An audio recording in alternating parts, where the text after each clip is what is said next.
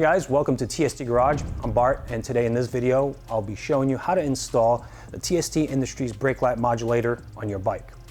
Now, a brake light modulator, sometimes called a strobe, sometimes called a brake light flasher, what it does is basically enables you to install some electronics on your bike so that when you press your brakes, the brake light flashes in some kind of pattern and alerts the drivers behind you that you will be stopping. Our particular brake light modulator comes pre-wired to a plug that interfaces with a sub harness that we provide specific to your bike model that enables plug-and-play functionality with your bike. So that means that the installation is really fast and you can do it yourself.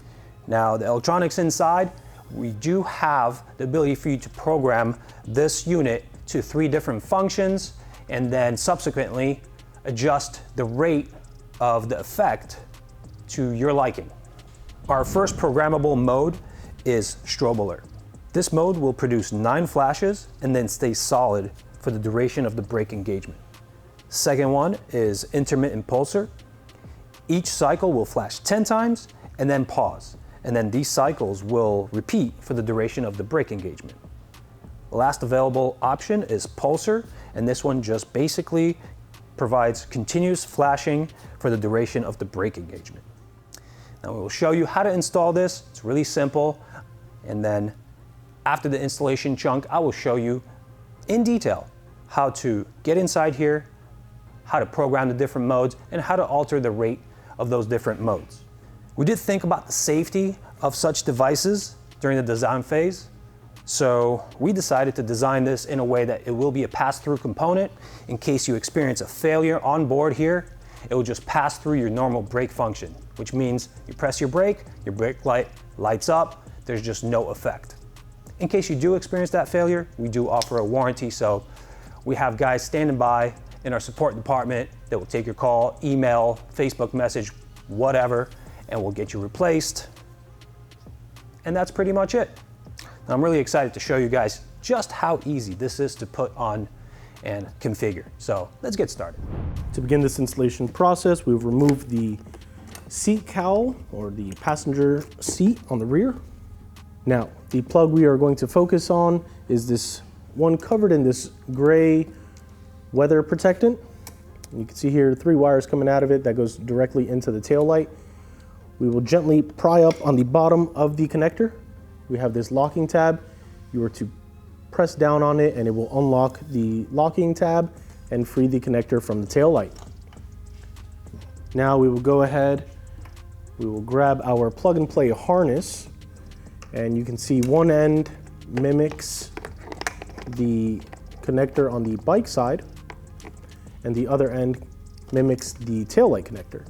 We will take the bike side connector, and in the orientation that we disconnected the OEM connector, we will plug that one in, wait for the click, ensure that it is locked in place. And on the opposite end, we will go ahead and connect to the bike side harness. Again, hear that click, we know it's locked in and engaged.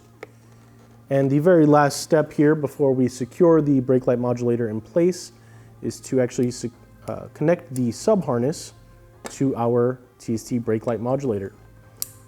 Again, nice click lets us know that it is secured in place. Now, what we have to do at this point is secure the brake light modulator to the frame or any surrounding mounting tabs that are secure.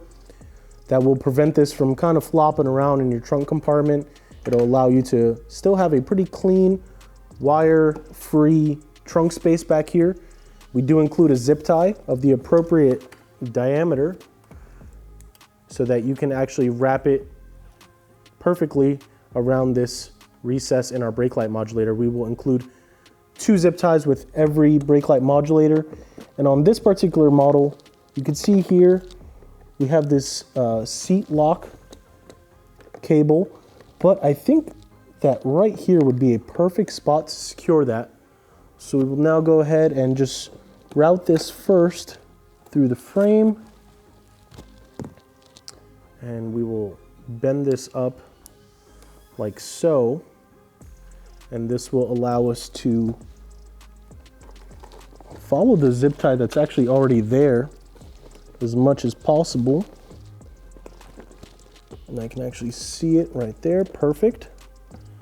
And now that that is in place, we can go ahead and grab our TST Brake Light Modulator and route it underneath the cable.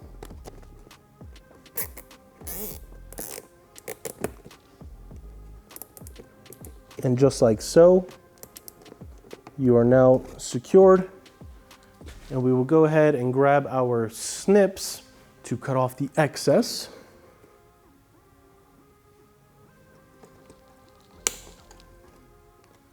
And if you do want to, at this point, you can go ahead and use the second zip tie that we include to secure the back end of this.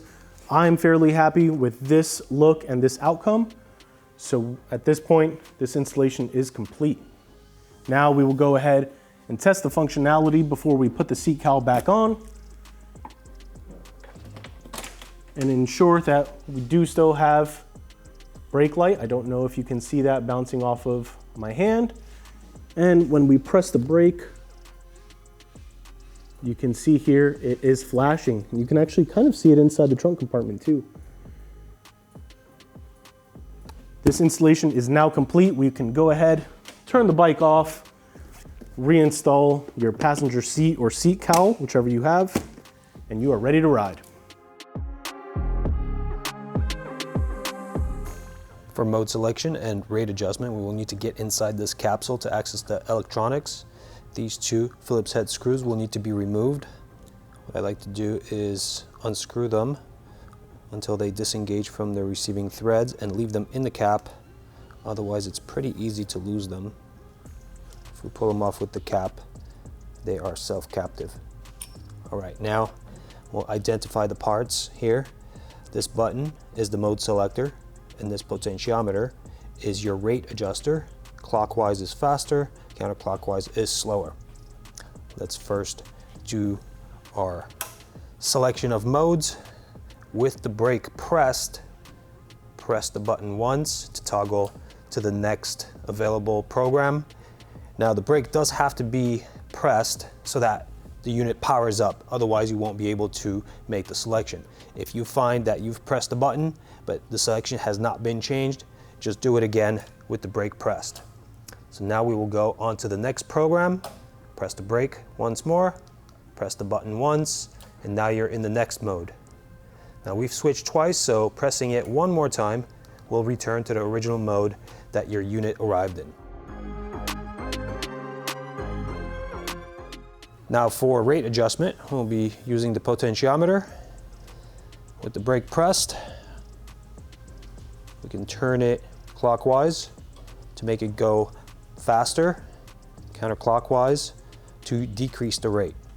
Now in brake alert, you will only have 9 flashes to make your adjustment, and then it'll stay solid. This one doesn't actually lend itself to really fast flashing at the top of the range. Bottom of the range is unusable, so I like to set it somewhere towards 3/4 to maybe 80% clockwise, and that does it for me.